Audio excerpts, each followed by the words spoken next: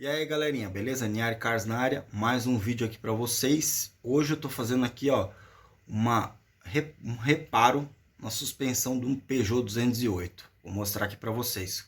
Confere o vídeo aí. Aí galerinha, tirei a bandeja, ela me deu uma carona, minha vizinha.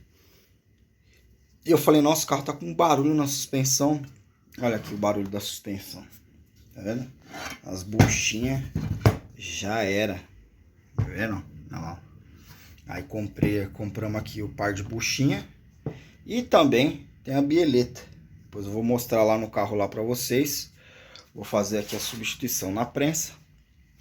E aí eu mostro lá pra vocês a bieleta também com uma folga. E aí o carro parecia que a suspensão do carro tava caindo. Mas era por conta disso aqui, ó.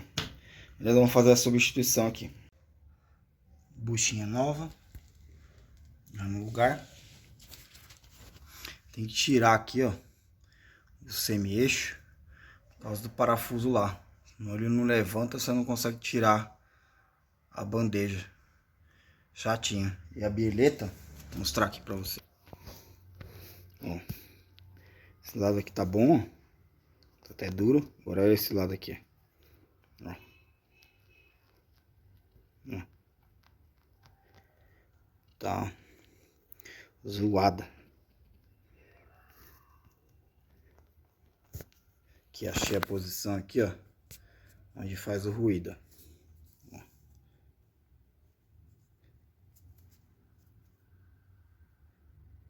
Uma folga assim, ó.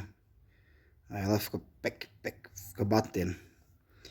Dá mó barulheiro isso aqui também, viu? E aí, galera, e é isso aí. Eu fiz a entrega já o carro para cliente. A minha vizinha aqui, ela já tá andando com o carro, falou que acabou o barulho, né? Então um detalhe aí, pessoal, quando você estiver ouvindo algum barulho, né, anormal no carro, um barulho que você não tava ouvindo, leva pro seu mecânico para ele analisar, para saber realmente o que é. É muito perigoso, tá, pessoal? Se tiver uma folga no pivô, alguma coisa solta na suspensão, é perigoso, né? Pode colocar sua vida em risco. Então, aconselho você levar para o seu mecânico. Quando você começar a ouvir um barulho diferente que não estava fazendo, pegou um buraco, emprestou o carro para alguém e começou a fazer um barulho, para e faz um diagnóstico para saber realmente o que é. Tá certo, pessoal? Não se esqueça aí de se inscrever no canal, de ativar o sininho, de compartilhar para seus amigos aí. Valeu!